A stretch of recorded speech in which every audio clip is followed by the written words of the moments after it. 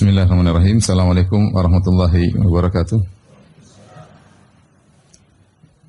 Alhamdulillahi ala ihsanih wa syukru lahu ala taufiqihi wa amtinanih. Wa asyhadu an la ilaha illallah wahdahu la syarika lahu ta'ziman li sya'nih. Wa asyhadu anna Muhammadan abduhu wa rasuluhu da'ila ridwanih.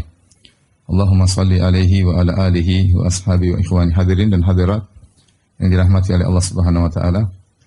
Alhamdulillah, puji dan syukur kita panjatkan kepada Allah atas segala limpahan karunia yang Allah berikan kepada kita. Salawat dan salam semoga tercurahkan selalu kepada junjungan kita Nabi Muhammad sallallahu alaihi wasallam dan juga kepada keluarga kita dan kepada keluarga beliau serta keturunan beliau dan juga kepada pengikut yang setia hingga akhir zaman kelak. Pembahasan kita pada kesempatan pagi hari ini adalah tentang misteri umur 40 tahun ya. Dan pembahasan ini penting bagi orang-orang yang sudah mencapai usia 40 tahun ya. Di antaranya saya ya. Yang baru saja berusia 40 tahun. Dan juga lebih penting lagi kepada yang sudah lewat 40 tahun. Di antaranya bapak-bapak ya. Yang ada sudah usia 50 dan ada yang sudah 60. Dan ada yang sudah meninggal dunia. Demikian juga penting bagi orang-orang yang usianya kurang dari 40 tahun agar dia tahu atau dia persiapan bagaimana jika usianya sudah 40 tahun. Umur ini umur yang satu-satunya Allah sebutkan dalam Al-Quran dalam surat Al-Ahqaf ya, ayat ke-15 dan seterusnya. Kata Allah Subhanahu wa taala, "Wa wassaynal insana biwalidayhi ihsana hamalathu ummuhu kurhan wa wada'athu kurhan wa hamluhu wa fisaluhu 30 syahra." Kami mewasiatkan kepada manusia untuk berbakti kepada kedua orang tuanya dengan sebakti-baktinya. Ibunya telah mengandungnya dengan kesulitan, dengan keberatan ya. Kemudian telah melahirkannya juga telah dengan kesulitan ya. Kemudian hamluhu wa fisaluhu 30 syahra, dan kandungannya serta sapihannya semuanya sekitar 30 bulan. Hatta idza balagha asyuddahu, tatkala sang anak sudah mencapai asyuddahu yaitu mencapai umur yang cukup ya. Kemudian wa balagha 40 sanah, dan dia telah mencapai umur 40 tahun. Di sini Allah menyebutkan khusus jika dia telah mencapai umur 40 tahun. Qala rabbi auzi'ni an ashkura ni'mataka allati an'amta 'alayya wa 'ala walidayya wa an a'mala salihan tardah wa aslih li fi dhurriyyati inni tubtu ilaika wa inni minal muslimin. Maka anak yang sudah mencapai umur 40 tahun tersebut berdoa, Rabbi auzi'ni, ya Allah ilhamkanlah kepadaku, berilah taufik kepadaku, an ashkura ni'mataka allati an'amta alayya, agar aku bisa mensyukuri nikmat yang engkau berikan kepadaku, wa ala walidayya, dan juga nikmat yang engkau berikan kepada kedua orang tuaku, wa an a'mala salihan tardah, dan agar aku bisa beramal saleh yang kau ridhai, wa aslih li fi dzurriyyati, dan perbaikilah keturunanku untukku. Inni tubtu ilaika, sungguhnya aku bertobat kepada engkau, wa inni minal muslimin, dan aku termasuk orang-orang yang menyerahkan diri. Kemudian kata Allah, ulaika alladzina nataqabbalu anhum ahsana ma amilu wa natajawazu an sayyi'atihim fi ashabil jannah wa'da as-sidq alladzi kanu yu'adun. Mereka itulah orang-orang yang kami terima amalan mereka yang terbaik, dan kami ampuni kesalahan-kesalahan mereka bersama para penghuni surga ya. Dan itulah janji Allah yang telah dijanjikan kepada mereka. Inilah salah satunya ayat dalam Al-Quran yang menyebutkan bagaimana seorang anak telah mencapai 40 tahun, maka dia berdoa agar diberi ilham untuk bersyukur kepada Allah Subhanahu wa taala. Dan doa itu, doa minta agar diilhamkan untuk bersyukur, juga disebutkan dalam ayat yang lain dalam surat An-Naml melalui lisan Nabi Sulaiman alaihi salam. Sebagaimana firman Allah Subhanahu wa taala, "Wa husyira li Sulaimana junuduhu minal jinni wal insi wat thair fahum yuza'un hatta idza atau ala wadin namli qalat namlatun ya ayyuhan namlu dukhulu masakinakum la yahtimannakum Sulaiman wa junuduhu wa hum la yash'urun fatabassama dhahikan min qawliha wa qala rabbi awzi'ni an ashkura ni'mataka allati an'amta alayya wa ala walidayya wa an a'mala salihan tarda wa adkhilni fi ibadika salihin bi rahmatika fi ibadika salihin. Kata Allah Subhanahu wa taala, maka dikumpulkanlah bagi Nabi Sulaiman pasukannya dari kalangan jin, kalangan manusia dan burung-burung. Setelah terhimpun pasukan Nabi Sulaiman, kemudian mereka berjalan bersama Sulaiman. Tatkala mereka tiba di sebuah lembah yang isinya semut, tiba-tiba ada seekor semut berkata kepada rakyat semut, "Wahai semut sekalian, masuklah kalian ke dalam rumah-rumah kalian. Jangan sampai kalian diinjak oleh Sulaiman dan pasukannya dan mereka dalam kondisi tidak menyadari." Sulaiman alaihissalam mendengar perkataan semut tersebut, ya. Maka dia fatabassama dhahikan, maka beliau tersenyum, ya, melihat bagaimana perkataan dan tingkah semut yang menakjubkan tersebut. Yang ini tentu sudah saya pernah jelaskan dalam kisah Nabi Sulaiman. Ketika Nabi Sulaiman mengetahui nikmat yang Allah berikan kepadanya, bagaimana dia bisa mendengar perkataan seekor semut yang memperingatkan semut-semut yang lainnya, maka dia berdoa, Rabbi auzi'ni an ashkura ni'mataka allati an'amta alayya. Ya Allah, ilhamkanlah kepadaku. Ya Allah, ilhamkanlah kepadaku agar aku bisa mensyukuri nikmat yang kau berikan kepada aku dan juga nikmat kepada yang kau berikan kepada kedua orang tuaku, dan agar aku bisa beramal saleh yang kau ridhai, dan masukkanlah aku dengan rahmatmu ke dalam hamba-hambamu yang saleh. Apa misteri umur 40 tahun? Hadirin dan hadirat yang dirahmati Allah Subhanahu wa taala, kita sering dengar ya bahwasanya di antara pembicaraan-pembicaraan, ya, bahkan mungkin pakar psikologi atau pembicaraan di antara kawan-kawan, ya, sering ada ungkapan umur 40 tahun adalah umur puber kedua, ya. Bagi laki-laki, ya. Puber kedua. Kadang mulai aneh-aneh, ada yang ingin melakukan sesuatu yang tidak biasanya, ada keinginan tiba-tiba yang muncul, ya, yang katanya ini puber kedua umur 40 tahun. Bahkan ada sebagian orang pernah datang kepada saya. Dia bilang, Ustaz, 40 tahun ini pasti ada sesuatu. Saya merasakan ingin melakukan sesuatu. Memang kamu ingin apa? Saya ingin poligami. Apa hubungannya dengan 40 tahun? Mau poligami kapan saja silakan poligami. Dia ingin berdalil bahwasanya disyariatkan poligami umur 40 tahun. Dia merasa bahwasanya umur 40 tahun itu membuat dia harus melakukan suatu hal yang baru, ya. Dia merasakan demikian. Entah dia termakan dengan perkataan banyak orang atau dia merasakan sendiri, wallahu alam bisawab. Ya, tapi memang benar umur 40 tahun adalah umur yang spesial. Makanya Allah sebutkan secara spesial tentang angka 40 tahun tersebut, ya. Sehingga sebagian orang mengatakan adalah lelaki puber kedua umur 40 tahun. Dan sebagian ada kata-kata yang menyakitkan, katanya laki-laki umur 40 tahun sudah menopause. Baik. Allah Subhanahu wa taala, ya, menyebutkan di awal ayat sehingga kita tahu kenapa disebutkan khusus umur 40 tahun. Allah sebutkan di awal ayat, wa wassaynal insana biwalidayhi ihsana. Kami telah mewasiatkan kepada manusia untuk benar-benar berbakti kepada kedua orang tuanya. Kemudian, ya, kita tahu bahwa ini umum, ya, mencakup manusia siapapun.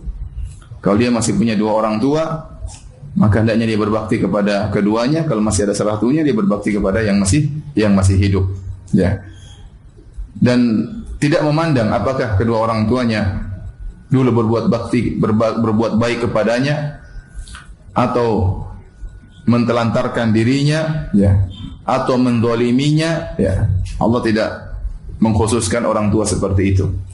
Yang penting Anda seorang manusia, Anda punya orang tua, maka wajib berbakti. Terlepas orang tua Anda dulu perhatian sama Anda atau tidak, cuek sama Anda, mentelantarkan Anda, atau malah mengantarkan Anda kepada kesyirikan, memaksa Anda untuk berbuat kesyirikan, tetap seorang anak disuruh oleh Allah berbakti kepada kedua orang tua. Karena bagaimanapun kondisi kedua orang tua, sang anak adalah hasil, ya, pertemuan antara sperma ayahnya dan sel ovum dari ibunya. Maka perintah untuk berbakti kepada orang tua bersifat umum. Bahkan dalam ayat yang lain Allah mengatakan wa in jahadaka ala an tusyrika bihi ma laysa laka bi ilmun fala tuti'huma wa sahibuhuma fid dunya ma'rufa. Dan jika kedua orang tua mau musyrik dan mengajakmu untuk berbuat kesyirikan, bukan cuma berbuat zalim, bahkan mengajak untuk berbuat kekufuran, mengajak untuk masuk neraka. Ya. Kata Allah, "Fala tuti'huma," jangan kau taat kepada keduanya. Tapi apakah Allah bilang jauhi mereka? Ya. Balas mereka dengan kezaliman? Ya. Enggak. Kata Allah, "Wasahibuhuma fid dunya ma'rufa." Hendaknya pergauli mereka berdua dengan cara yang baik. Jadi perhatikan, ini manusia disuruh berbakti kepada kedua orang tuanya. Apapun kondisi kedua orang tuanya. Setelah itu Allah sebutkan tentang kondisi ibunya. Kata Allah Subhanahu wa taala, "Hamalathu ummuhu kurhan." Ibunya mengandungnya kurhan, dalam kondisi berat. Kurhan dalam bahasa Arab artinya benci. Tidak suka. Tahir Ibnu Asyur dalam tafsirnya mengatakan apa? Maksudnya sang ibu karena mengandung dia tidak suka dengan kondisi dia, ya. Berat. Dia sayang sama janinnya. Dia sayang sama anaknya, tapi tidak suka dengan kondisi dia yang harus ya mengandung sang anak yang muntah-muntah, ya. Wahnan ala wahnin, semakin lemah yang bertambah-tambah, ya. Kemudian kelemahan yang luar biasa, dan kita tahu bagaimana kondisi seorang wanita jika mengandung, ya. Dia tahu bagaimana kondisi seorang wanita, memang terutama kalau kita lihat istri kita bagaimana mengandung setengah mati, ya. Kemudian muntah-muntah, ya. Sebagian mereka harus masuk di rumah sakit, harus diimpus karena muntah yang tidak berhenti-berhenti, ya. Pinggang sakit, kaki sakit, ya. Kemudian suami juga ikut sakit karena harus mijit-mijit, ya. Terkadang minta sesuatu yang aneh-aneh, kata orang namanya ngidam, ya. Terkadang ngidamnya pingin makanan tertentu, ya. Dan ini kejadian nyata, ya. Sebagian wanita tidak suka dengan aroma tubuh suaminya ketika mengandung. Dan itu terjadi. Bahkan sebagian wanita tidak kuat melihat wajah suaminya tatkala dia sedang apa? Mengandung. Dan ini terjadi benar. Subhanallah. Kasihan suaminya. Sebagian pengen makan makanan tertentu. Saya sering cerita, saya punya kawan lulusan Madinah, dia lagi sama istrinya di bis. Istrinya ngidam. Tahu-tahu istrinya bilang, "Abi, saya pengen makan rujak." Kata teman saya, "Oh, gampang makan rujak." Enggak, Bi, rujak yang lagi dimakan ibu itu. Ya, subhanallah. Ya, terpaksa teman saya datang ketemu dengan ibu tersebut, kasih mukadimah sana sini, intinya rujaknya diambil. Tapi maksud saya ya, yang berat istri tentu berat, suami juga ikut merasa keberatan. Kata Allah Subhanahu wa taala, "Wada'tu kurhan ay karihatan lihaliha." Dia benci, tidak suka dengan kondisinya. Tidak ada yang suka. Wanita senang punya gembira punya janin, tapi dia tidak suka dengan rasa sakit yang dia alami. Kalau bisa melahirkan tanpa rasa sakit, semua ingin demikian. Ya, artinya Allah mengatakan dia tidak suka dengan kondisi dia, bukan tidak suka dengan janinnya. Dia tidak suka dengan kondisi dia yang perutnya besar, berat, kemudian badannya jadi melar semua, yang tadinya tubuhnya bagus, kemudian jadi berubah. Kadang muncul bercak-bercak hitam dan macam-macam, muncul bintik-bintik, berbagai macam hal timbul pada tubuhnya. Ya, kemudian muntah-muntah dan yang lainnya, ya. Kemudian kata Allah Subhanahu wa taala, ya, bahwa wada'athu kurhan, dan tatkala melahirkan juga dalam kondisi sulit, dalam kondisi dia tidak suka dengan kondisi tersebut, bahkan bertarung dengan kematian. Timbul pertanyaan, kenapa Allah Subhanahu wa taala menyebutkan tentang kondisi ibu, tidak menyebutkan kondisi ayah? Konteksnya adalah Allah berbicara tentang seorang anak yang sudah mencapai masa 40 tahun. Ya, anak tersebut mungkin dari kecil sampai besar yang dia lihat adalah ayahnya yang bekerja keras, dia tidak pernah melihat kondisi ibunya mengandungnya. Karena dia adalah menjanin, dia tidak pernah lihat. Dia tidak pernah lihat bagaimana ibunya waktu melahirkan dia, dan itu bisa buat dia lupa dengan hal itu semua. Adapun ayahnya bekerja keras, dia lihat setiap hari sampai dia besar, ayahnya cari uang, cari nafkah, dia lihat. Sehingga terkadang seorang anak lupa dengan bahwasanya ibunya penuh perjuangan dalam ya melahirkan sang anak. Oleh karenanya Allah ingatkan hal tersebut, dan ini juga kata para ulama dalil bahwasanya perhatian sama ibu ya harus lebih daripada ayah. Ini ada khilaf, ada yang mengatakan sama saja antara ayah dan ibu, ada yang mengatakan bahwasanya kepada ibu harus lebih daripada ayah berdasarkan hadis Nabi sallallahu alaihi wasallam Ya Rasulullah, man ahaqqun nasi bi sahabati? Ya Rasulullah, siapa orang yang paling utama untuk aku pergauli dengan baik? Kata Nabi sallallahu alaihi wasallam, ummuka, ibumu. Kemudian siapa ya Rasulullah? Ummuka, ibumu. Kemudian siapa ya Rasulullah? Ummuka, ibumu. Kemudian siapa ya Rasulullah? Abuk, ayahmu. Ibu disebutkan 3 kali, baru kemudian ayah sekali. Kenapa? Kata para ulama, di antara hikmahnya, karena ada 3 hal yang tidak dialami oleh ayah, yaitu mengandung, hanya ibu yang mengandung, melahirkan, hanya ibu yang melahirkan, menyusui, hanya ibu yang menyusui, dan Allah sebutkan 3-tiganya dalam ayat ini. Kata Allah Subhanahu wa taala, ya hamalathu ummuhu kurhan, ibunya mengandung dalam kondisi yang tidak menyenangkan. Wa wada'athu kurhan, kemudian melahirkan dalam kondisi yang tidak menyenangkan. Wa hamluhu wa fisaluhu. Dan hamilnya sampai menyusuinya sampai selesai, Allah sebutkan 3-tiganya. Hamil, mengandung dan apa? Menyusui, ya. Salasuna syahran, 30 bulan. Ini diingatkan kepada sang anak. Ya. Kemudian kata Allah Subhanahu wa taala, hatta idza balagha asyuddahu. Tatkala sang anak sudah mencapai usia al-asyud. Al-asyud ini usia yang top, ya. Kata para ulama atau khilaf di kalangan para ulama, berapa usia tersebut? Ada yang mengatakan maksudnya 18 tahun. Ada yang mengatakan 30-an tahun, ya. Ada yang mengatakan masa balik, ada yang mengatakan 33 tahun, dan ada yang mengatakan maksudnya 40 tahun itu sendiri. Pendapat yang dipilih oleh Ibnu Abbas radhiyallahu anhu dalam satu riwayat, maksudnya al-asyudda adalah 33 tahun. Hatta idza balagha asyuddahu, tatkala sang anak sudah mencapai asyuddahu, ya puncaknya, itu umur 33 tahun, di mana dia badannya sudah di puncak-puncak kekuatannya, ya. Kemudian ini kondisi yang sempurna. Kemudian kata Allah, wa balagha arba'ina sanatan. Kemudian dia mencapai umur 40 tahun. Jadi umur 33 tahun menuju 40 tahun itu marhalah atau kondisi kesempurnaan, ya. Badannya semakin baik, akalnya semakin cerdas, semakin dewasa, terus dari 33 tahun sampai 40 tahun. Tatkala sampai 40 tahun, maka dia sudah mencapai pada titik kesempurnaan. Sebagaimana dijelaskan oleh para ahli tafsir. 40 tahun itu otaknya sudah sempurna, akalnya sudah sempurna, pengalamannya sudah banyak, tatkala dia sudah mencapai usia 40 tahun. Oleh karenanya, seluruh nabi secara umum tidaklah diberi wahyu oleh Allah Subhanahu wa taala kecuali setelah umur berapa? 40 tahun. Kecuali sebagian nabi yang diperselisihkan seperti Nabi Yahya alaihissalam, ada yang mengatakan dia diberi wahyu atau diangkat menjadi nabi tatkala masih kecil, ya. Ya Yahya khudhil kitaba biquwwah wa atainahul hukma sabiyya. Kami berikan kepada dia hukum, yaitu kenabian tatkala masih kecil. Ada pendapat mengatakan Yahya jadi nabi waktu masih kecil. Demikian juga ada pendapat mengatakan Nabi Isa alaihissalam tatkala sudah berbicara sudah diangkat menjadi nabi. Namun ada yang mengatakan Nabi Isa berbicara di masih kecil bukan berarti dia nabi. Dia jadi nabi setelah umur 40 tahun. Intinya kebanyakan nabi rata-rata diangkat oleh Allah menjadi seorang nabi umur berapa? 40 tahun. Menunjukkan disitulah otaknya sudah sempurna, akalnya sudah sempurna, dia sudah siap untuk diperintahkan untuk membina umat, untuk memberi pengarahan kepada umat manusia. Oleh karenanya Allah sebutkan dalam ayat ini, hatta idza balagha asyuddahu. Jika dia sudah mencapai asyud, yaitu 33 tahun, wa balagha arba'ina sanah, dan sudah mencapai umur 40 tahun. Artinya sudah cukup waktunya untuk kau berfikir lebih dalam, untuk kau lebih memandang tentang masa depanmu.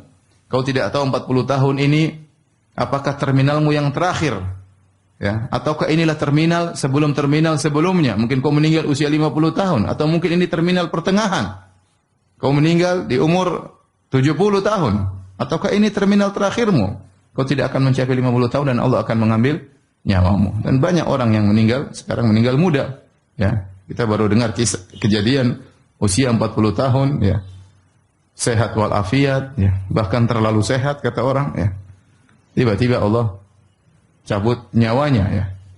Ya, benar kata penyair, ya.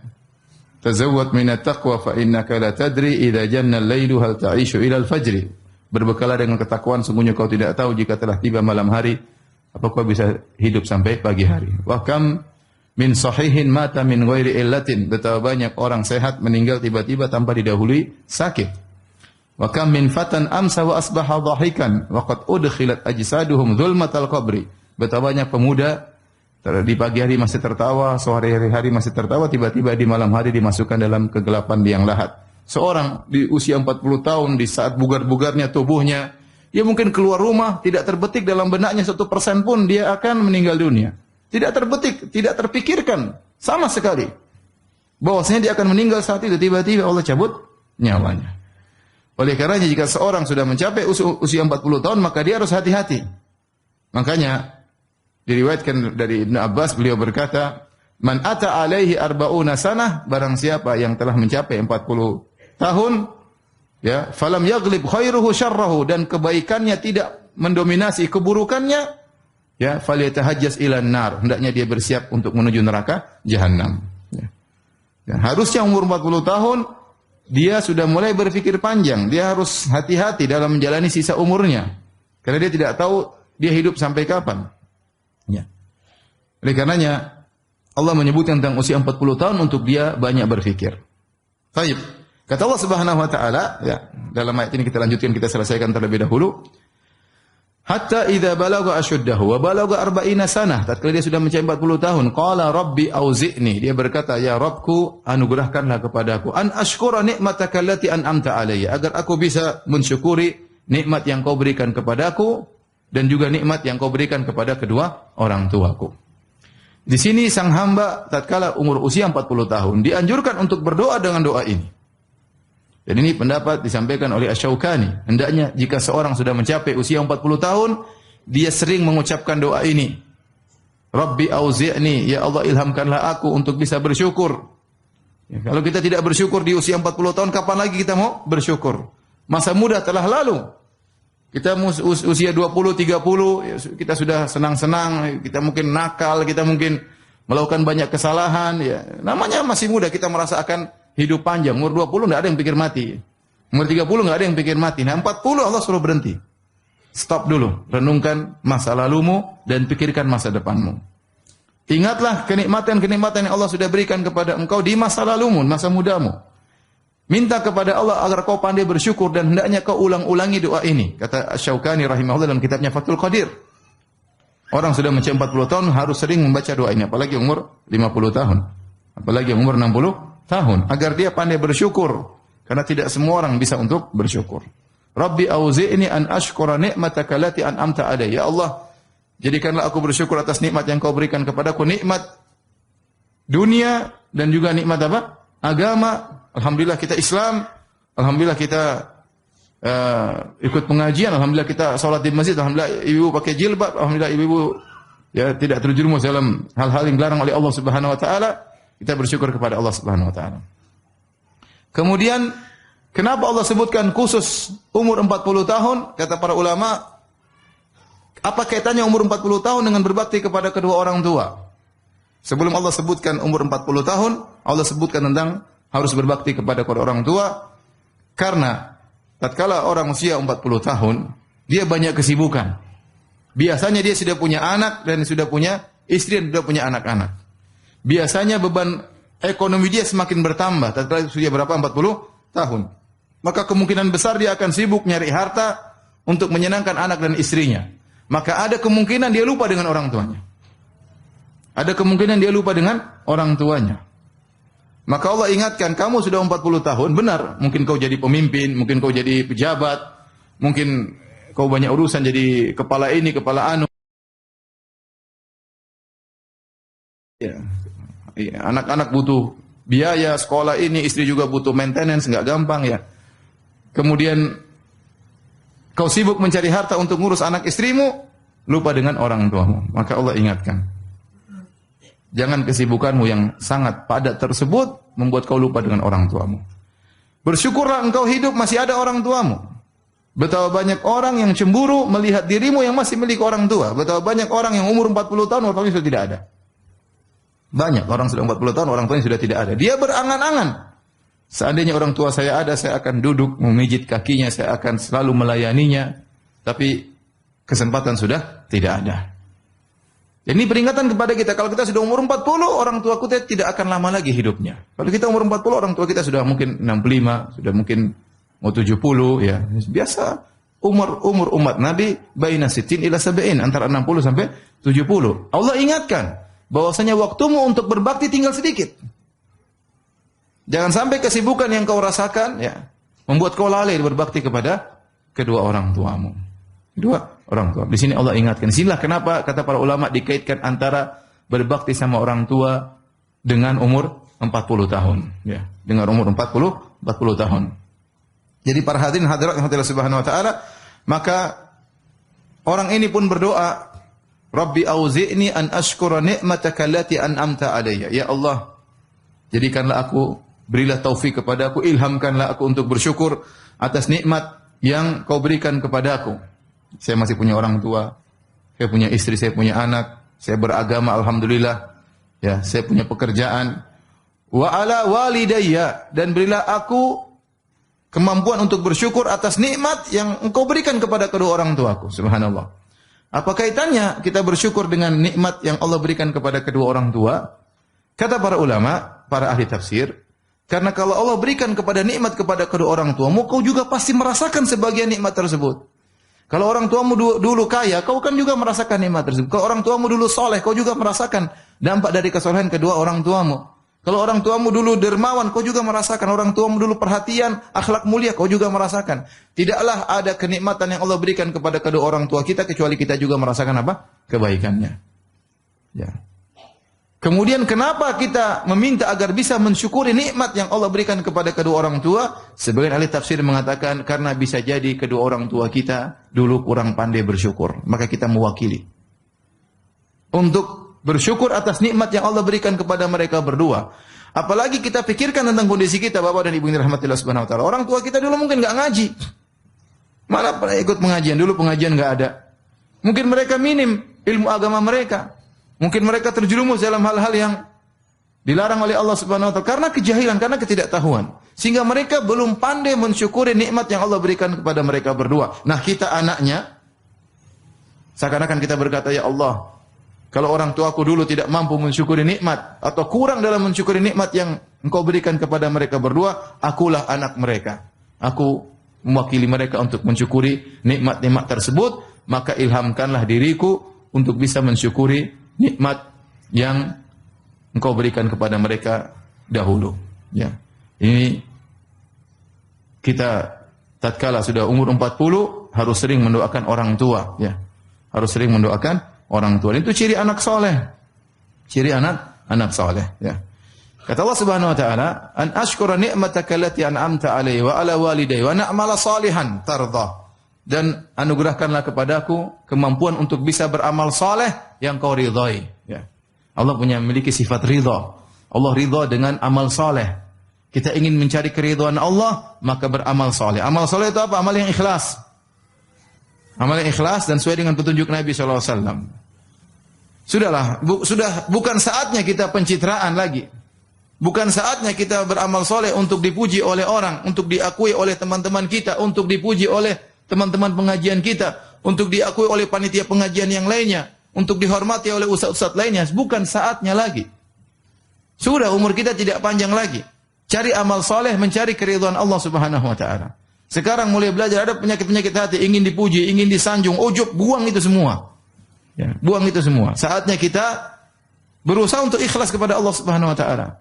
Karena Allah tidak ridha kecuali kepada amal soleh. Amal tidak menjadi soleh kecuali ikhlas karena Allah Subhanahu wa taala. Wa na'mala salihan tarda wa aslih li fi dzurriyyati. Dan Allah, ya Allah, ya berilah aku, perbaikilah anak-anakku. Dan ini doa untuk anak-anak. Yang orang sudah umur 40 tahun, doa buat dirinya, doa buat orang tuanya tidak lama lagi meninggal, tidak lama lagi hidup. Dan doa buat anak-anaknya, karena anaknya aset. Karena kalau dia meninggal, siapa yang ngirim pahala kepada dia kalau bukan apa? Anak-anaknya. Siapa yang setia mendoakan dia kalau bukan siapa? Anak-anaknya. Maka konsen mendoakan orang anak-anak. Ya, ibu-ibu bangun malam, ya sudah. Bangun malam doain orang tua, doain suami, doain anak-anak. Ya. Jangan buang-buang waktu. Nonton berita sana, berita sini, berita sana. Browsing sana, browsing sini. Cari tas baru, sepatu baru, sendal baru. Lama-lama suami baru. Alhamdulillah. Udah sekarang udah 40 tahun, konsen. Anak-anak gimana anak saya? Didik baik-baik, doain, serius. Wa aslih li fi dzurriyyati. Inilah harapan kita. Inilah kebahagiaan kita. Anak-anak ini kalau kita meninggal kalau kita sudah tua siapa yang ngurusin kita? Kalau anak kita enggak berbakti, enggak soleh terus gimana? Doa secara serius, wa aslih li fi dzurriyyati. Wa aslih li fi dzurriyyati. Kemudian lanjutan doa tersebut, inni tubtu ilaika. Aku bertobat kepada Engkau ya Allah. Saatnya di umur 40 kita memperbaharui taubat. Kita sadar bahwasanya banyak masa lalu kita yang buruk. Banyak masa lalu kita yang kelam, ya.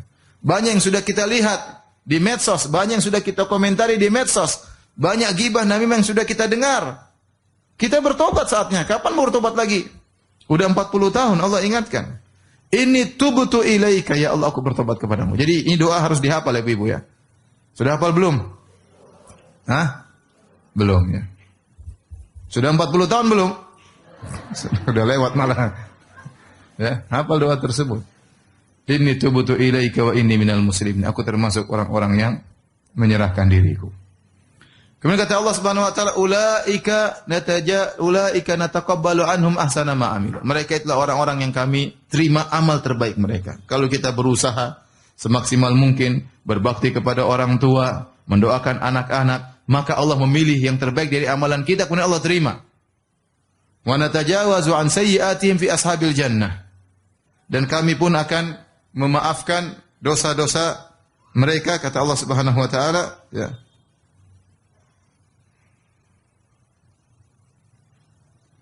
Kami maafkan dosa-dosa mereka.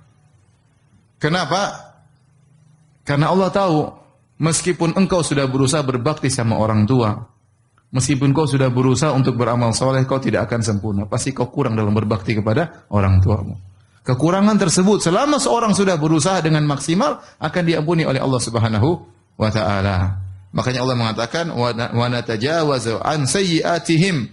Kami akan maafkan kesalahan-kesalahan mereka fi ashabil jannah, ya, bersama para penghuni surga, wa'da sidqil ladzi kanu yu'adun, sebagai janji yang benar yang telah dijanjikan kepada mereka. Inilah ibu yang dirahmati Allah Subhanahu wa taala, ya, tentang ya umur 40 tahun, ya. Maka seorang waspada jika umurnya telah mencapai 40 tahun. Dari sini di penghujung pengajian ini saya akan menyampaikan beberapa perkara yang hendaknya diperhatikan jika seorang sudah berusia 40 tahun. Sebelum saya lanjutkan, saya ingin tahu, coba yang umur 40 tahun ke atas angkat tangan. Saya khawatir depan saya jomblo nanti ya saya salah ngomong ya. Ya. Masya Allah. Ini kajian spesial ya. Coba yang di bawah 40 tahun angkat tangan. Sedikit ya. Hati-hati ya. Baik. Apa yang harus kita perhatikan tatkala usia kita umur 40 tahun? Yang pertama banyak doa tadi. Banyak doa tadi. Ya. Hafalkan. Rabbi auzi'ni an ashkura ni'mataka allati an'amta alayya wa ala walidayya wa na'mala salihan tardah wa aslih li fi dzurriyyati inni tubtu ilaika wa inni minal muslimin. Hafalkan doa tersebut. Ya, dan sering diulang sebagaimana wasiat dari Al-Imam Syaukani rahimahullahu taala. Ya, karena khawatir kita lupa untuk bersyukur kepada Allah. Kalau kita tidak bersyukur kepada Allah saat ini, kapan lagi mau bersyukur? Ya, kapan lagi mau bersyukur? Ya.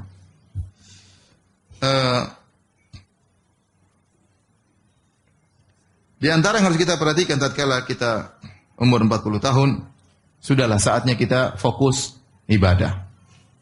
Bukan berarti kita meninggalkan dunia. Kewajiban kita masih banyak, terutama para laki, ngurusi anak, ngurusi istri, ingin berbakti sama orang tua.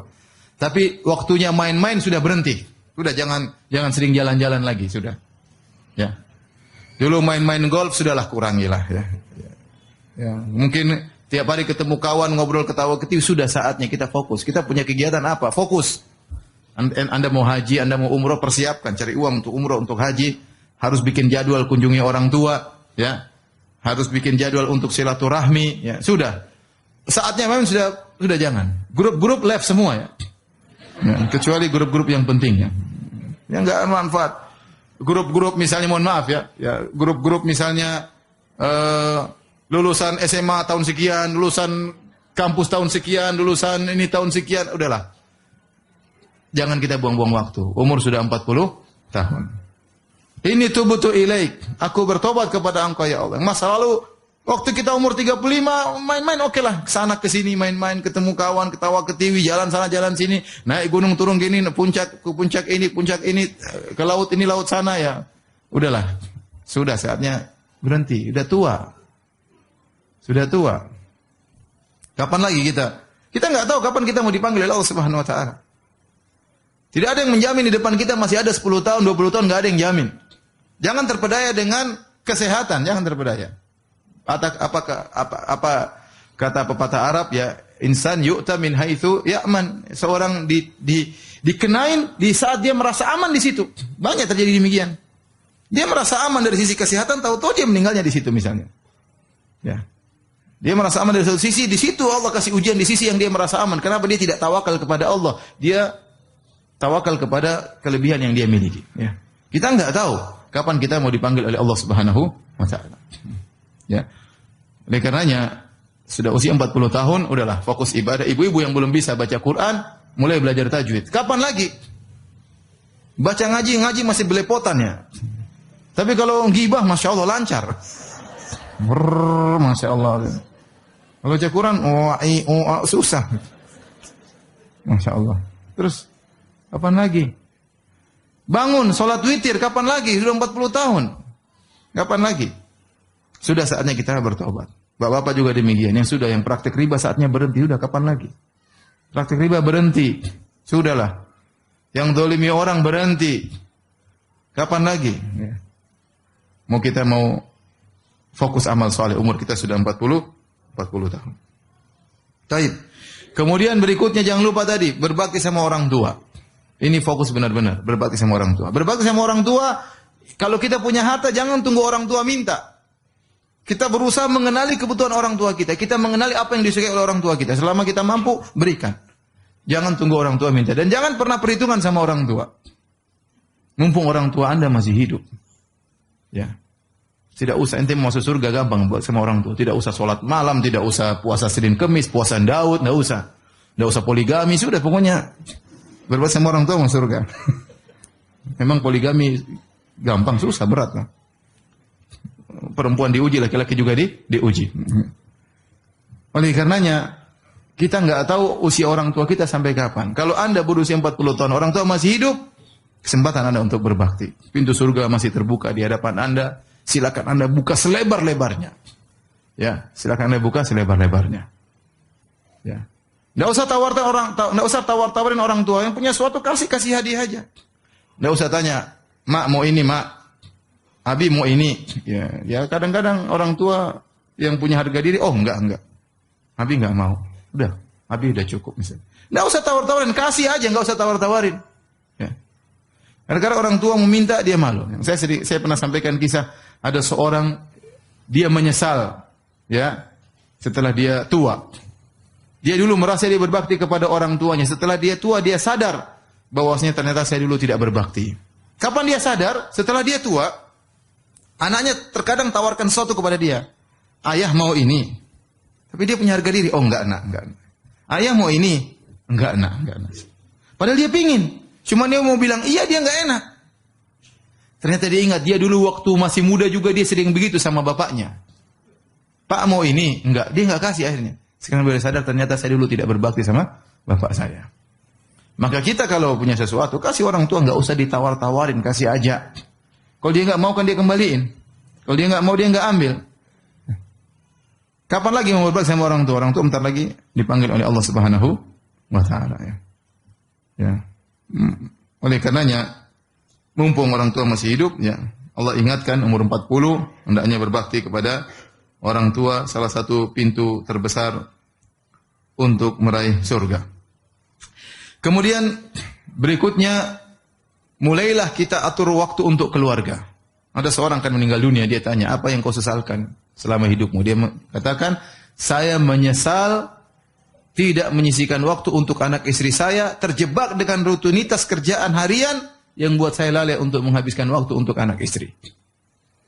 Kita sudah umur 40 tahun, sudah saatnya kita pekerjaan mulai kita kurangi dikit-dikit. Ya, kita mulai sisihkan waktu untuk anak istri. Karena sebentar lagi anak-anak kita sudah sekolah, sudah ninggalin kita. Karena sebentar lagi anak kita sudah nikah, sudah diambil sama orang. Sekarang kita bangun rumah besar, nggak ada isinya, kosong. Kenapa? Anak kita diambil sama orang. Anak kita juga nggak mau tinggal sama kita, malas tinggal sama bapak, sama ibu. Cerewet, terlalu ngatur. Dia tinggal tempat lain. Ya. Kalau dia mau tinggal sama kita, kadang istrinya bilang jangan tinggal sama bapak. Ya sudah, kita nggak mungkin larang-larang. Kamu harus tinggal sama saya, nggak mungkin. Dia punya ingin hidup sendiri, ingin mandiri. Sudah di rumah kita jarang ketemu lagi mereka. Saat-saatnya kita umur 40 tahun, mulailah kita kasih waktu buat istri ngobrol, suami perhatian lebih banyak, anak-anak ya. Bagaimana kegiatan mereka. Sebagaimana kita berikan kepada mereka kebutuhan jasmani, kita berikan kebutuhan rohani. Mulai kita perhatikan agama mereka, mulai kita ngobrol seperti kawan sendiri. Kapan lagi? Masing-masing kita semua sibuk. Antum sibuk, saya juga sibuk. Tapi kalau kita tidak menyengajakan untuk bisa ketemu anak-anak, kapan lagi kita bisa punya waktu untuk mereka? Sebentar lagi mereka akan meninggalkan kita. Kalau mau mengikuti keinginan duniawi tidak akan pernah berhenti. Oh, jadi pejabat pingin jadi pejabat lebih tinggi. Udah punya duit pingin lagi. Usaha nggak pernah berhenti. 24 jam kerja. Anak-anak mana? Pingin dipeluk-peluk, pingin manjat-manjat badan kita. Ya. Pingin loncat-loncat di kita. Nggak ada, nggak bisa. Ini karenanya jangan sampai antum menyesal di kemudian hari. Ya. Waktu lewat begitu saja, sibuk dengan dunia, ya antum ya mau kaya seberapa sih? Antum kaya apapun, tetap saja ya naik mobil satu juga. Nggak mungkin antum naik mobil sekalian dua. Mobil 100 yang pakai cuma apa? Satu. Antum sekaya apapun, tidur ya tempat tidur segitu aja, mau diapain? Ya. Antum kaya apapun, makan cuma satu piring. Saya kadang 2 piring bisa. Nggak mesti kaya untuk makan 2 piring. Orang kaya terkadang makan malah pilih-pilih dan macam-macam. Mau saya udahlah. Dunia kita cari, ya. Kita senangkan anak istri, tapi harus ada waktu buat anak istri. Antum sudah berusia 40 tahun. Kapan lagi mau dekat sama anak-anak? Baik.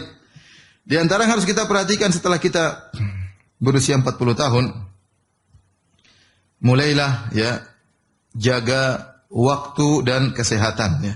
Jaga waktu dan kesehatan. Kesehatan itu mahal harganya ya. Orang sudah sakit, nggak bisa apa-apa. Ya. Memang kita sakit, kita bersabar, kurangi pahala, diangkat derajat. Ya, tapi akan mengurangi aktivitas kita. Ya, kita mau jalan-jalan sama anak-anak sudah nggak bisa karena sakit dan yang lainnya. Maka seorang berusaha untuk menjaga kesehatannya tatkala umur 40. Saya sering ketemu dokter, kata mereka, Ustadz kalau sudah 40 tahun, mulai banyak penyakit-penyakit yang tidak pernah ketemu sebelumnya ya.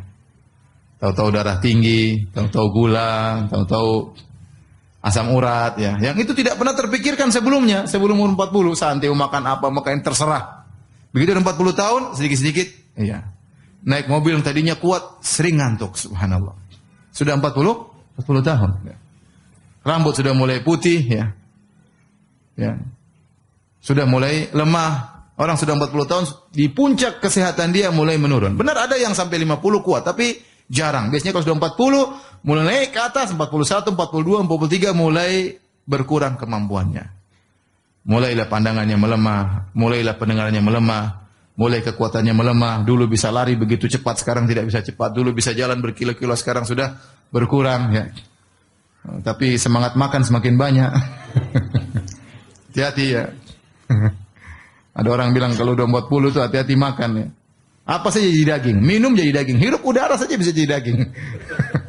Kalau udah nggak perhatikan makan sana makan sini puasnya, akhirnya kita sakit. Kalau sudah sakit, beraktivitas susah, membahagiakan anak istri juga susah. Maka seorang waspada, sudah 40 tahun, jaga kesehatan, bikin rutinitas olahraga, ya jangan juga berlebihan, tapi intinya ada waktu untuk olahraga, ada waktu untuk ngobrol sama anak istri, ada waktu jalan-jalan sama anak istri, dan ada waktu untuk fokus belajar. Ya. Untuk belajar agama. Waktu untuk ya mendekat kepada Allah Subhanahu wa taala.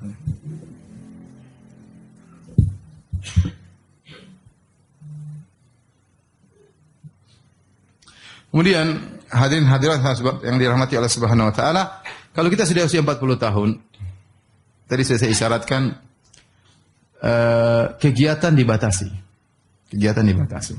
Kita bukan dulu wanita yang masih 30 ya, yang energik ya, yang kesana kesini kuat ya. Sekarang umur kita mulai terbatas, mulai kegiatan dikurangi. Ya. Ya. Biar orang bilang, kok kamu sekarang menyendiri? Ya sudah, saya kurangi kegiatan saya. Ya. Jangan terlalu banyak kegiatan, terutama ibu-ibu. Bapak-bapak juga demikian. Ya. Allah tidak membebani kita di luar kemampuan kita. Sebagian orang ingin kegiatan semua, dia sumbangsi dalam kegiatan tersebut. Ya, sehingga dia tidak sayang kepada dirinya, tidak sayang kepada istrinya, tidak sayang kepada anak-anaknya. Dia tidak sayang kepada dirinya sendiri. Ya. Kurangi kegiatan, mulai atur. Rencanakan dengan baik. Ya. Saya ingin kegiatan saya terbatas, misalnya saya ingin bisa tajwid saya benar. Kegiatan fokus di situ. Ya. Saya ingin ngaji fikih dengan benar. Saya ingin hatam misalnya fikih dari awal sampai akhir. Saya ingin belajar akidah dari awal sampai akhir. Maka seriusin. Ya, seriusin. Yang tidak bermanfaat sudah jauhi. Kenapa? Karena umur kita terbatas. Belum tentu kita bisa mencapai tujuan-tujuan kita ya yang kita inginkan. Kalau kita masih muda dulu, pengin tahu ini, pengin tahu anu, enggak ada masalah. Pengin tahu ini, pengin tahu anu, jalan ke sana, jalan ke sini, buka sini, buka anu, ketemu sini. Rasa pengin tahu besar waktu masih umur 30-an. Sudah 40, rasa ingin tuh buang-buang aja, sudah enggak usah lah. Pengin tahu, buang-buang waktu, pengin tahu ini, pengin tahu anu, pengin coba ini, pengin coba anu. Ngapain sudah? Ente sudah usia 40 tahun. Ya, Allah sudah ingatkan usia 40 tahun, maka rasa ingin tahu buang aja lah. Fokus yang sudah kita nyaman, fokuskan ke situ. Udah punya pekerjaan nyaman, fokus di situ. Biar kita bisa ya cari waktu yang bermanfaat. Ya. Jangan coba sini, coba sini, coba sini, coba sini. Ya, akhirnya waktu terbuang dan akhirnya kita tidak fokus. Tiba-tiba kita semakin tua dan semakin dekat kepada Allah Subhanahu Wa Taala. Akhirnya dipanggil oleh Allah Subhanahu Wa Taala. Kemudian mulailah fokus untuk mencari kebahagiaan dengan mengingat akhirat ya. Selama sebagian orang menyangka kebahagiaan dengan kemasyhuran, ketenaran atau dengan harta atau dengan ya apa namanya kekayaan dan yang lainnya ya tidak demikian. Kebahagiaan adalah bagaimana kita dekat dengan Allah Subhanahu wa taala. Jadwalkan kegiatan kita sehari-hari. Jadwalkan kegiatan sehari-hari. Ibu-ibu paksa diri ya jadwalkan kegiatan. Saya kasih jadwal sederhana yang insya Allah kita bisa melakukannya. Tidak muluk-muluk. Ibu-ibu sekarang azan subuh 4.39 atau 4.40. Udah bangun jam 4. Paksa diri bangun jam 4. Kemudian toilet mungkin 10 menit. Setelah itu sholat malam ya, 20 menit. Setelah itu istighfar. Ya. Nunggu subuh. Azan subuh dikumandangkan. Kemudian sholat qobliyah. Kemudian sholat subuh. Habis sholat subuh baca Quran. 1 halaman ya, nggak usah banyak-banyak. Tidak apa-apa, yang penting rutin. Sudah setelah itu baru browsing, tidak apa-apa ya. Zikir pagi petang lah, zikir pagi petang dulu, zikir pagi petang. Baru mulai browsing ya, mulai sapa kawan-kawan ya. Saya tidak muluk-muluk ya, tidak apa ya. Sibuk, mulai ngurus suami, ngurus istri, macam-macam ngurus anak-anak. Jam 8, jam 9 sholat duha. 2 rakaat aja, nggak usah banyak, 2 rakaat aja. Situlah kenikmatan, situlah kebahagiaan. Ya. Mau cari kebahagiaan terlalu banyak teori, udah gitu aja dah. Ya. Jam 9 sholat 2 rakaat. Sudah menjelang duhur, sudah siap-siap. Siap-siap berwudu sebelum azan, duduk azan dikumandangkan, sholat qobliyah, kemudian sholat 4 rakaat, kemudian sholat duhur, dan sholat ba'diyah. Baca Quran 1 halaman aja. Tidak usah bicara muluk-muluk ya. Tidak usah banyak kajian juga. Mau ikut kajian sana, kajian sini. Jauh sana, jauh sini. Mau ketemu teman-teman padahal. Nanti sudah kajian banyak, nggak dipraktekan. Nggak dipraktekan. Sudah sering Ustaz bilang, ngaji, nggak ngaji. Ustaz sudah capek-capek ngomong, taat sama suami, taat sama suami. Nggak juga taat sama apa? Suami. Masih aja ngangkat suara sama suami, masih aja ngomel sama suami. Sampai kemarin ada yang bilang, Ustaz, ibu-ibu itu, suami orang meninggal dia menangis. Suaminya masih hidup dia omelin. Masya Allah. Ada seperti itu. Lihat berita nangis. Suami orang mati dia menangis. Suaminya masih hidup diomelin. Kita ini nuntut ilmu untuk diamalkan. Udah pada duhur sudah makan sama suami, ya layani suami tidur. Asar bangun lagi sholat asar, zikir pagi petang. Sudah enggak apa-apa, jalan kegiatan yang lain, mau pengajian malam-malam terserah. Tapi zikir sore jangan kerjakan, jangan ditinggalkan. Kemudian jangan bengong ya. Daripada bengong mending kita berzikir. Apa susahnya kita bilang astagfirullah, astagfirullah, astagfirullah, subhanallah, walhamdulillah, wala ilallahu akbar. Apa susahnya kita baca Al-Quran. Ya. Kalau nggak bisa baca Quran ya zikir aja. Jangan seorang wanita muslimah bengong. Lihat atas, lihat bawah. Nggak ada kegiatan. Duduk. Enggak, jangan. Itu nggak ada pahalanya. Mending kalau kita bengong kita apa? Astagfirullah, astagfirullah, astagfirullah. Gitu aja. Apalagi kita sudah mencapai usia berapa? 40 tahun. Inilah Bapak-bapak Ibu yang dirahmati Allah Subhanahu wa taala yang bisa sampaikan peringatan bagi diri saya pribadi dan juga bagi antum dan antuna sekalian ya. Semoga di usia kita yang sudah mencapai 40 tahun ini Allah menjadikan kita hamba-hambanya yang pandai bersyukur ya. Jadi menjadikan kita hamba-hamba yang tidak lalai dari hari akhirat, menjadikan kita hamba-hamba yang pandai berbakti kepada kedua orang tua. Wallahu taala alam bisawab. Kalau ada yang bertanya saya persilakan. Masya Allah, syukur Ustaz atas penyampaian materinya. Silakan Bapak Ibu bagi yang akan mengajukan pertanyaan bisa diajukan lewat secari kertas dan kita akan coba bacakan dan kita pilihkan. Baik Ustaz, mohon izin beberapa pertanyaan di luar tema. Baik Ustaz, yang pertama Ustaz, apakah dosa dan juga kesalahan yang pernah dilakukan di masa lalu itu bisa dihapus bersih tanpa ada azab dari Allah dengan memperbanyak melakukan amal soleh Ustaz? Iya, jadi dosa ya bisa terhapuskan ya di antaranya dengan bertaubat. Kata Nabi sallallahu alaihi wasallam, "Ataibu minadzam kama la dzambalahu." Seorang yang bertaubat dari dosa seperti orang yang tidak ada dosanya lagi. Kemudian dengan perbanyak apa? Istighfar. Astagfirullah, astagfirullah, astagfirullah. Dan di antaranya dengan berbanyak amal saleh. Kata Nabi SAW, "Wa'atbi sayyi'atal hasanah tamhuha."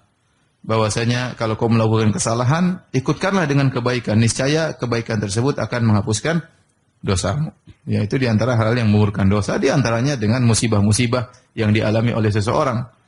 Maka itu juga bisa menggugurkan dosa. Kata Nabi SAW, "La tasubbil humma fa innaha tudhibu khataya bani Adam kama yudhibul kirkhabatal hadid." Jangan kau mencela demam, sungguhnya demam itu bisa menghapuskan dosa-dosa sebagaimana alat pandai besi menghilangkan karat besi. Itu di antara yang bisa dilakukan oleh atau bisa menggugurkan dosa. Yang pertama tadi bertobat, kedua istighfar, yang ketiga perbanyak amal soleh, yang keempat bersabar tatkala ditimpa dengan ujian kehidupan, ya. Maka 4 perkara itu kalau kita jalankan, maka dosa-dosa kita akan digugurkan oleh Allah Subhanahu wa taala.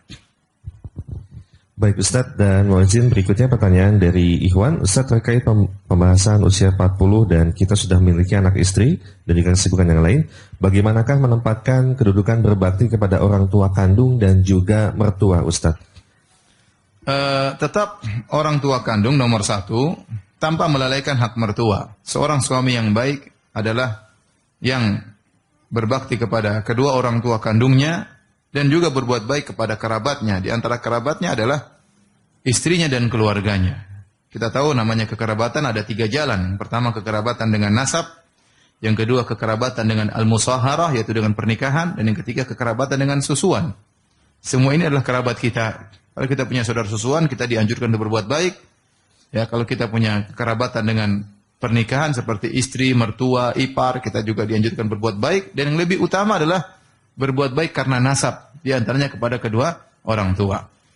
Oleh karenanya, ya kita membagi waktu kita, membagi harta kita, kita fokus kepada kedua orang tua kita, dan kita berikan juga kepada istri dan keluarga istri. Ya. Tetapi kita tidak boleh menyamakan antara ibu kandung dengan ibu mertua. Ini sering saya sampaikan. Dan ibu-ibu tidak boleh menuntut suaminya untuk menyamakan ibunya suami dengan ibunya ibu. Nggak boleh. Ya, karena ibu kandung tetap lebih utama. Namanya ibu kandung, yaitu ibu yang mengandung. Ya, ibu mertua dulu tidak mengandung kita. Ya. Yang mengandung kita, ibu kandung kita. Dia yang kesulitan, dia yang bertarung dengan kematian, dia yang menyusui. Ya. Ibu mertua kan baru hadir dalam kehidupan keluarga kita. Ya, kita sebagai suami berbakti kepada ibu kandung dan berbuat baik kepada ibu mertua. Tapi kalau menyamakannya tentu tidak. Tentu tidak. Ya. Bahkan tidak boleh menyamakannya. Kalau ibu cemburu disamakan dengan ibu kandung, ibu mertua, wajar ya. Makanya saya ingatkan kepada ibu para wanita, jangan menuntut suaminya untuk menyamakan ibu kandungnya dengan ibunya anti. Ya. Jangan misalnya suami membelikan rumah untuk ibunya, terus anti nuntut. Ibu saya juga dibelikan dong, nggak boleh. Ya. Ibumu saya kontrakin. Ibu saya belikan misalnya, nggak boleh. Karena ibu kandung tidak sama dengan, kalau ibu jadi nanti ibu kandung, coba ternyata ibu punya mantu, punya anak, ternyata menyamain ibu sama besan. Tentu ibu jengkel kan? Iya tidak? Kok saya disamakan dengan besan? Yang ngandungin kamu dulu siapa? Makanya tidak boleh menyamakan ibu kandung dengan ibu mertua. Karena ibu mertua, ya saya sering sampaikan, ibu mertua bisa ditambah, bisa ibu mertua 1, ibu mertua 2, ibu mertua 3, ibu mertua 4, bisa. Jadi ibu mertua kalau masalah bisa diganti dengan ibu kandung nggak bisa. Maksud saya suami yang baik berbakti kepada orang tuanya dan tetap memperhatikan hak keluarga istrinya, tapi menyamakan enggak. Ya, jangan menyamakan karena ibu kandung tetap nomor 1. Baik Ustaz. Ibu mertua tadi bisa nomor 1 sampai nomor 4. Baik, silakan. Baik Ustaz, dan terkait hal yang tadi Ustaz, bagaimana, apakah berbakti kepada orang tua berlaku untuk kedua pasang suami istri sebagai anak, sedangkan seorang istri harus lebih berbakti kepada suami Ustaz? Bagaimana cara menempatkan? Hukum asalnya berlaku kedua-duanya ya. Oleh karenanya suami yang baik, dia membantu istrinya untuk berbakti kepada ibunya ya.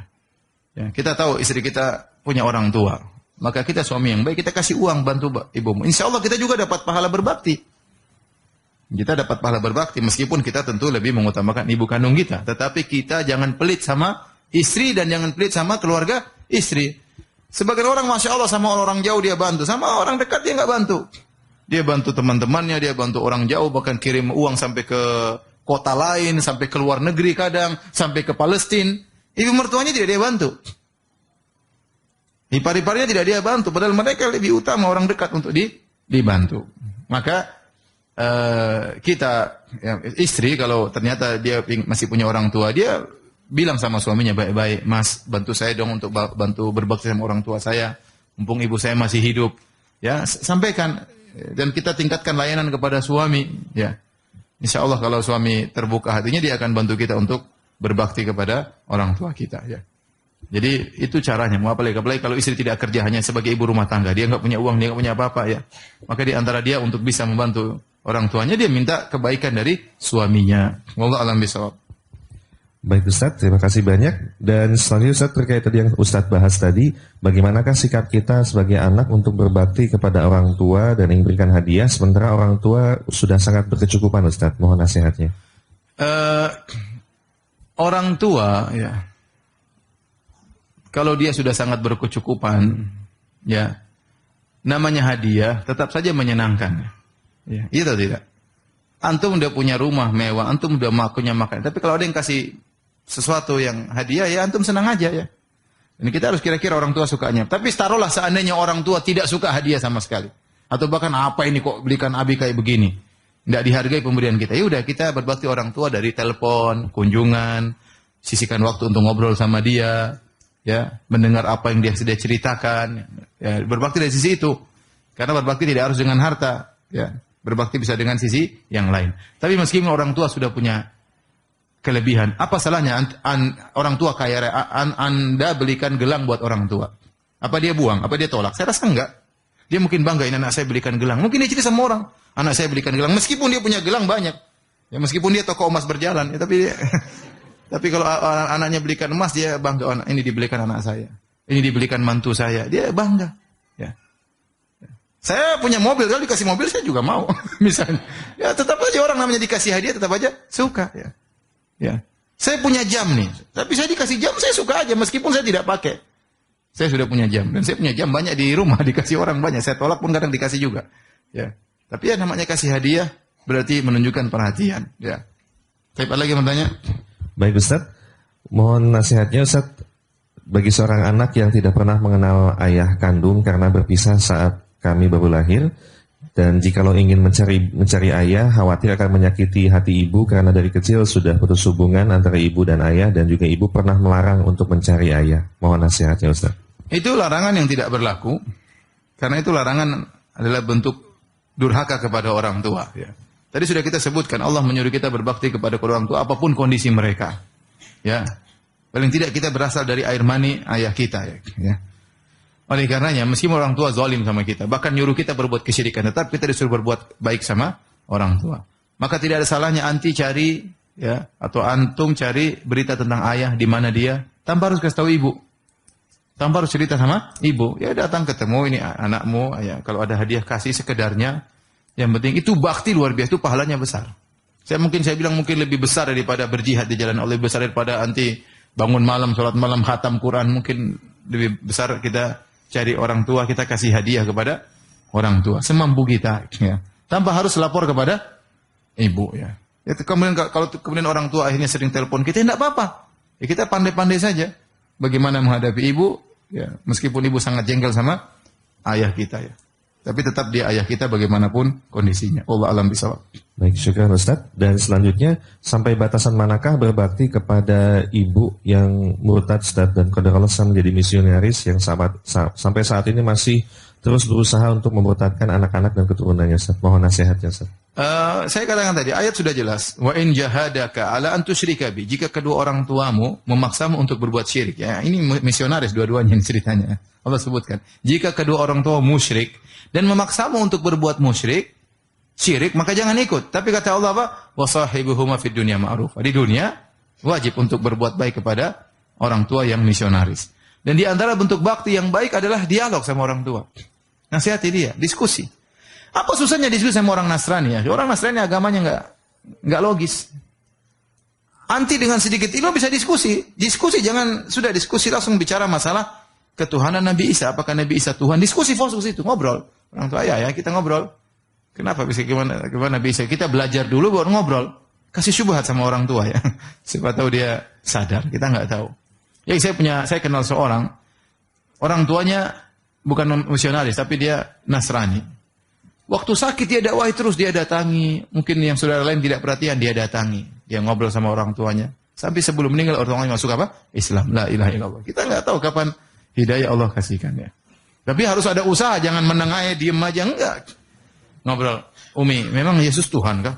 Kalau Tuhan saya sembah dia. Ngobrol gitu. Saya pingin sembah Yesus, tapi Yesus bukan Tuhan. Buktinya begini, 1, 2, 3, 4, seterusnya. Kata Allah, kana yakulani ta'am. Ya. Isa dan ibunya dulu makan makanan, masa Tuhan makan? Ya. Misalnya logika sederhana. Ya. Tapi harus kita belajar untuk bisa berdialog dengan ibu kita. Intinya ngobrol, jangan dibiarkan saja. Ibu berusaha membuat kita murtad, kita berusaha dia jadikan dia apa? Islam. Jangan diam aja, lawan dengan cara yang baik. Itu diantara bentuk berbakti, berusaha agar dia dapat hidayah kepada Islam. Baik Ustaz, dan mohon izin selanjutnya. Bagaimana cara menasihati orang tua yang usianya sudah lebih dari 40 tahun, sudah jauh Ustaz, tapi masih terus sibuk. Usianya lebih dari? Sudah usianya lebih dari 40 tahun, sudah tua. Masih muda 40 tahun, masih muda.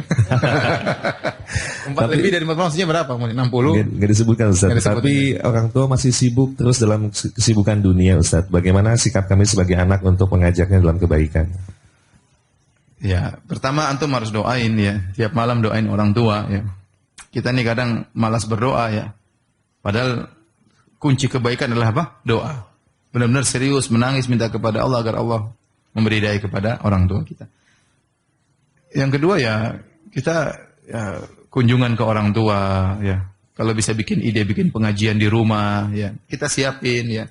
Kita IO-nya ya. Ayah gimana bikin pengajian di rumah? Paling tidak itu membuat dia mendengar ayat-ayat Allah, mendengar hadis-hadis Nabi sallallahu alaihi wasallam. Bagaimanapun seorang muslim kalau dengar ayat-ayat Allah pasti ada pengaruhnya. Ya kalau dia nggak mau diajak pengajian ke masjid, kita bikin pengajian di rumah. Ya. Atau bikin majelis tahsin di rumah. Ya intinya ada usaha lah. Saya tidak tahu apa yang terbaik bagi kondisi orang tua tapi kira-kira demikian. Ya, atau kita kenalkan sama teman-teman yang baik. Kalau misalnya teman-teman yang orang berhasil, dia selain kenal sunnah, dia mungkin juga orang berduit. Biasanya orang kan segan kalau ketemu orang kaya. Dia segan ya. Apalagi ternyata orang kaya tersebut rajin sholat.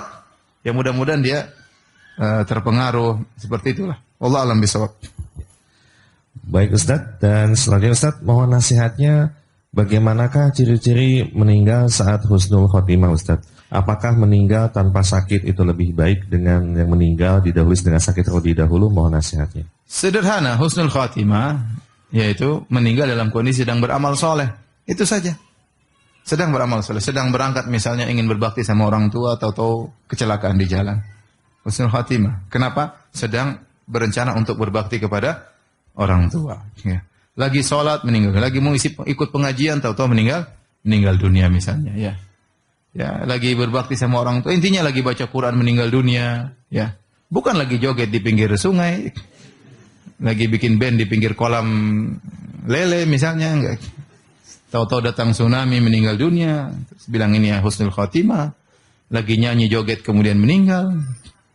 Subhanallah, saya lihat ya orang-orang mengatakan nyanyi nggak apa-apa, joget nggak apa-apa. Tapi dulu sempat tersebar ada klip orang lagi joget meninggal dunia. Semua orang tahu itu mati buruk. Meskipun mereka bilang joget boleh, emang joget nggak boleh. Tapi kalau ente yang mati dalam kondisi gitu gimana? Ridho nggak? Oh nggak, saya nggak mau. Nggak ridho. Berarti nurani Anda tahu itu nggak baik. Meninggal dalam kondisi tidak baik. Ya. Nanti bilang ini husnul khotimah. Enggak, husnul khotimah mudah. Meninggal dalam kondisi sedang beramal saleh. Tadi lagi sedekah meninggal dunia, lagi berdoa sama orang meninggal dunia, lagi. Ya, makanya misalnya ada seorang di satu pesawat. Bisa jadi di dalam pesawat itu ada yang husnul khotimah, ada yang su'ul khotimah. Satu pesawat ada yang satunya ingin berbakti sama orang tuanya, harus bersafar. Ada satunya mencari nafkah untuk anak istrinya, ya. Dan dia niatkan, ada satunya ingin pergi ketemu pacarnya, ada satunya ingin berzina, ada satunya ingin main judi, pesawat meledak. Satu mati husnul khotimah, satu mati konyol.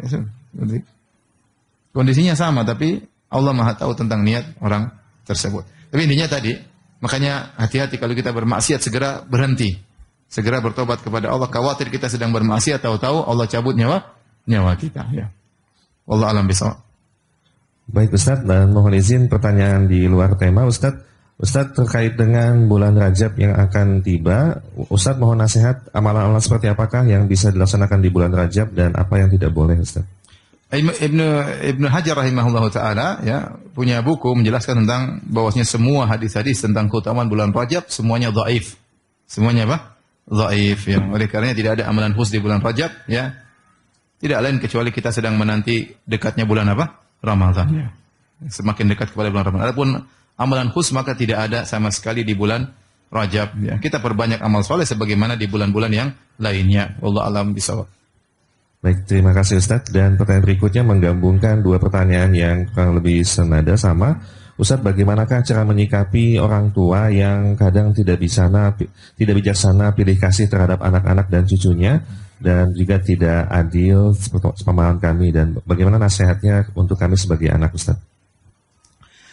Anak mau orang tua zalim, mau orang tua enggak adil, antum sabar ya. Antum dulu sudah bikin repot dalam perut ibu, sudah membuat orang tua hampir mati waktu melahirkan antum, sudah susah-susah gendong antum, dia tidak pernah minta upah. Kalau dia kurang dalam melayani antum ya sudah antum kasih uzur. Sudah terlalu sering dia melayani antum tanpa antum beri bayaran. Ya. Kalau antum mau nasihati boleh, Bu. Kalau orang tua tidak adil ya sudahlah. Kita doain semoga Allah maafkan ibu kita. Semoga Allah maafkan ayah kita. Adapun antum tuntut, bikin keributan, ngapain? Ya. Sudahlah. Allah suruh kita berbuat bakti kepada orang tua. Orang tua mau ngajak kesyirikan aja kita nggak boleh balas dengan kasar. Apalagi hanya sekadar lebih sayang kepada. Dan itu kita rasakan terkadang ya. Ikhwan, perhatikan ibu-ibu, terkadang orang tua dia sayang kepada salah seorang dari anggota keluarga, dari kakak dan adik kita, karena ada sesuatu kita nggak tahu kenapa. Ada orang sangat sayang kepada, misalnya kepada adik kita. Kenapa? Adik kita ternyata punya kelainan. Orang tua kita punya perhatian khusus, ya. Dia sayang sekali. Padahal ini kelainan nakal, tidak pernah kasih kita, yang sering kasih duit, kita kurang disayangi. Kita ngerti ini ibu punya perasaan lain. Dia pasti ingin adil, tapi terkadang ada hal yang membuat dia fokus kepada salah satunya, kita tidak tahu sebabnya apa. Ya udah, kalau antum merasa tidak ini ya nasihati, ngomong apa? Mak, kenapa tidak adil, Mak? Saya kan sudah begini, harusnya kenapa enggak masukkan aja. Kalau orang tua tidak terima, tetap tidak adil ya sudah. Mau ribut, ya. Sampai ada yang marah sama ibunya. Ibu tidak adil. Ibu durhaka sama anak ibu. Masya Allah, ada dosa baru namanya durhaka sama anak. Setahu saya cuma durhaka sama orang tua. makanya ya udah sabar itu ujian hidup ya, ujian hidup. Justru kita sayang sama orang tua, dia tidak adil, kita berdoa semoga dia diampuni oleh Allah Subhanahu wa taala, bukan kita menanamkan kebencian kepada orang tua. Allah alam bisawab.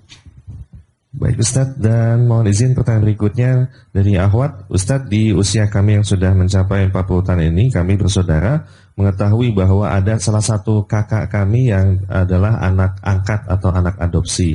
Sementara qadar Allah, kedua orang tua kami telah meninggal dunia tanpa sempat memberitahukan status kakak tersebut. Apakah ada kewajiban kami selaku adik untuk memberitahukan hal tersebut, sementara kakak yang lain tidak mau memberitahukan tentang hal tersebut Ustadz kepada kakak? Apakah ada faedahnya untuk menyampaikan? Jelas harus tahu karena berkaitan dengan nasab, ya. Berkaitan dengan warisan hukumnya lain, berkaitan dengan ponakan juga, anak kita bukan mahram dia misalnya, ya. Urusannya panjang, ya. Maka tidak apa kita kumpul baik-baik, ngomong, kami anggap sebagai keluarga kami, tapi ini sekedar untuk memberitahu karena ini tidak merubah kondisi, hanya sekedar syariat, ya, ada aturannya. Ya, tapi kita baik, ketawa-ketawa terus kita sampaikan. Anggap seperti benar-benar kakak sendiri, tapi kan kita tahu ada batasan syariat. Ya. Mereka tidak boleh bersentuhan, tidak boleh melihat aurat kita misalnya, anak-anak bukan ponakannya, dan yang lainnya. Ya. Dan itu harus disampaikan. Ya. Ya, jangan, karena kalau tidak disampaikan, akhirnya nanti kan terjadi pelanggaran terhadap syariat. Tinggal bagaimana cara yang hikmah, yang bijak dalam menyampaikan hal tersebut, yang menunjukkan tidak ada perendahan, ya. Atau kalau tidak berani menyampaikan, bisa misalnya lewat ustadz yang menyampaikan, bisa saja. Ya. Yang penting kita tetap berusaha menjalankan syariat. Wallahu a'lam bishawab. Baik Ustadz, pertanyaan berikutnya masih dari ibu-ibu Ustadz, terkait dengan semangat kami untuk belajar Ustadz. Mohon nasihatnya bagaimanakah cara boleh mengambil ilmu dari semua Ustadz kah, ataupun bagaimana mohon nasihatnya Ustadz untuk kami yang sedang semangat belajar Ustadz. Ibu-ibu jangan lupa belajar tahsin. Ibu-ibu, karena setahu saya ibu-ibu waktunya lebih longgar daripada bapak-bapak ya. Ya. Bapak-bapak lebih banyak kegiatan. Oleh karena ibu-ibu ya, waktu yang longgar itu jangan sampai tersibukkan dengan hal yang tidak bermanfaat ya. Karena godaan-godaan di medsos itu banyak. Ibu-ibu pingin tahunya banyak ya. Ya. Misalnya ada berita artis meninggal. Kalau bapak mungkin lewat sekali aja. Ibu mungkin 5 kali nonton. Nangisnya 5 kali. Maksud saya begitu. Namanya ibu pingin tahu. Ya, ada kabar ini, kabar anu, kabar ini, baju ini, fashion baru, ini baru. Laki-laki nggak begitu ya. Ya. Kalau dia tidak menjebak dirinya dalam satu kegiatan bermanfaat, akhirnya waktunya terbuang-buang. Maka saya sarankan belajar tahsin. Kalau ada bisa ketemu tiap 2 minggu sekali, setoran hafalan, itu bagus sekali.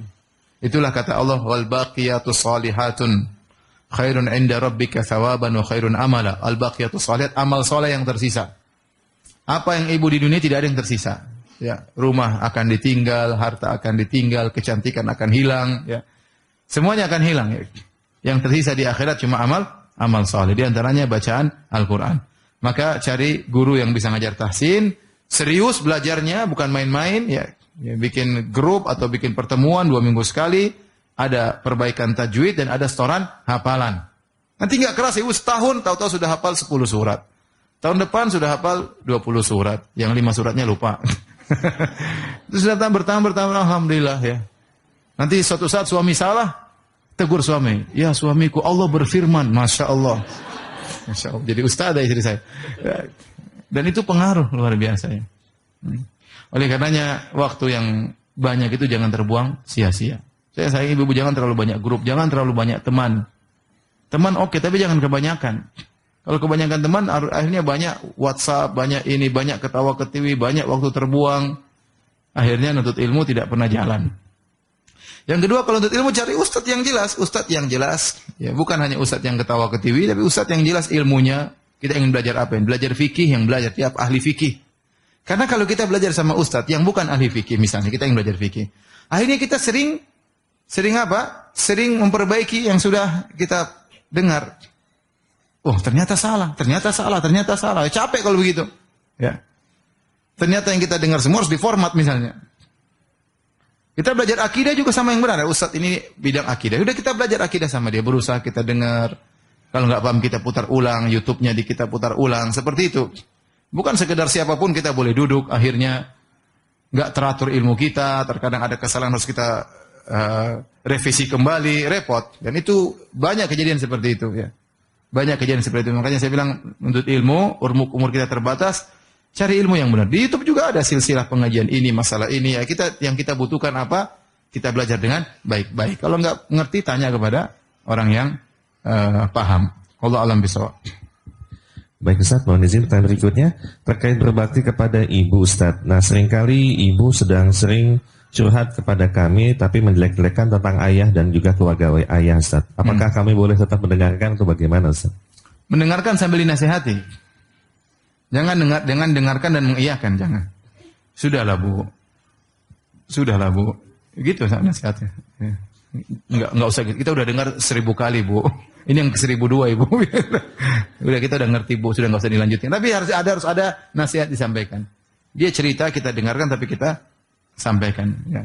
Sampaikan dengan baik-baik agar ibu mengerti. Itu memang berat, memang orang tua terkadang apa yang di benak dia ingin ungkapin apa? Semuanya. Mau enggak peduli gibah, ngerumpi, dia peduli siapa yang dia rumpin, dia tidak peduli mau tetangga, mau kakak, mau adik, mau ayah, mau keluarga ayah. Masa lalu 20 tahun yang 30 dia ngomongin semuanya, ya. Ya kita yang pandai-pandai depan dia, kita jangan hanya ngiyain, enggak. Udah Bu, ini enggak boleh Bu. Terus sampaikan dengan nasihat, siapa tahu ibu bisa berubah. Allah alam bisawab. Baik Ustaz, mohon izin pertanyaan berikutnya terkait rumah tangga Ustaz. Mohon nasihat bagi saya tentang rumah tangga saya sudah bertahun-tahun dan sudah tahu bahwa suami berselingkuh Ustaz dan beberapa sudah talak tapi kemudian rujuk kembali karena suami takut dengan orang tua dan juga keluarga. Sudah berusaha untuk sabar dan sebagai bahan pertimbangan suami sangat berbakti kepada orang tuanya namun ia tidak pernah mau beribadah, sholat pun juga tidak Ustaz. Tetapi ibunya tidak pernah mau menasihati kepada suami dan juga tentang hal perselingkuhannya. Mohon nasihat Ustaz, bagaimanakah sikap saya yang terbaik? Ya, Allah alam saya nggak tahu ya. Tapi ya, ibu yang jalani ya. Ibu sholat malam aja lah, berdoa kepada Allah, minta petunjuk ya. Kalau kondisi seperti ini tentunya bertahan juga boleh, berpisah juga boleh, tapi kita nggak tahu mana yang terbaik. Ya. Bertahan dengan kesabaran, nasihati boleh juga. Berpisah juga boleh, tapi saya katakan saya tidak tahu mana yang terbaik. Yang tahu terbaik hanyalah siapa? Allah. Oleh karenanya kalau dari sisi fikih boleh-boleh aja dua-duanya. Bertahan boleh, berpisah juga boleh. Tetapi untuk mata yang terbaik silakan sholat malam, istikharah, minta kepada Allah. Kalaupun harus menjalani maka agar diberi keteguhan dan kesabaran agar suami berubah. Kalau harus berpisah juga hendaknya berpisah dengan baik-baik. Wallahu a'lam bishawab. Baik Ustaz, pertanyaan berikutnya. Ustaz, bagaimanakah nasib seorang hamba yang meninggal di usia muda sementara ia belum banyak mengumpulkan bekal untuk akhiratnya? Apakah ia masih ada peluang untuk masuk surga Ustaz? Mohon nasihatnya. Serahkan kepada Allah Subhanahu wa taala. Karena di masalah penghitungan pahala itu urusan Allah. Ada orang dikasih udzur oleh Allah. Ada pahala kelihatannya kecil ternyata dilipat gandakan oleh Allah Subhanahu wa taala. Ya, rubba amalin saghirin tu'azzimuhun niyyah. Betapa banyak perkara kecil ternyata jadi besar di sisi Allah. Betapa banyak dosa besar ternyata Allah kasih udzur karena dia tidak tahu, karena kondisi yang kita nggak tahu. Tapi yang jelas kalau dia meninggal dalam kondisi Islam, kita sering doain aja. Doain agar dia diampuni, diangkat derajatnya oleh Allah Subhanahu wa taala. Urusan dia surga atau enggak itu urusan Allah Subhanahu wa taala. Sudah. Baik Ustaz, pertanyaan terakhir Ustaz. Terkait dengan aplikasi Ustaz.